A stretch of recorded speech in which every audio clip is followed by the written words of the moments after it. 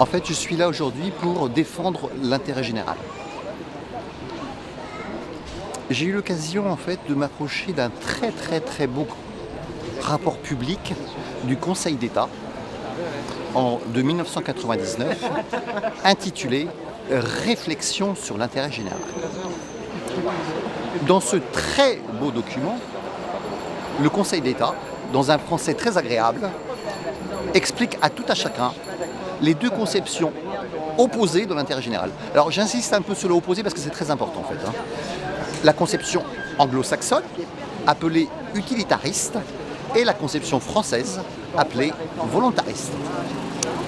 Moi qui parfois essaie d'avoir l'esprit un peu large, je me suis mis dans la peau d'un anglo-saxon pour essayer, mais j'ai pas réussi, excusez-moi, pour essayer en fait de concevoir l'intérêt général comme une addition, une somme des intérêts particuliers.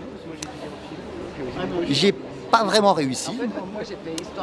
J'avais juste éventuellement une piste, c'est à condition, on pourrait concevoir l'intérêt général à une seule et unique condition, que tous les intérêts soient représentés et pas seulement, exclusivement, de certains intérêts puissants en l'occurrence.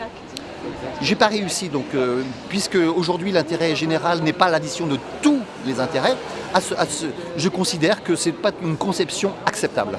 La conception française, par contre, m'intéresse plus, bien que plus difficile à trouver, attention. Ouais. À savoir, dans la conception française, lorsque l'État, garant de l'intérêt général, a une problématique de quelque ordre que ce soit, d'ordre d'intérêt général, bien sûr, elle se doit de se décorréler au maximum des intérêts particuliers.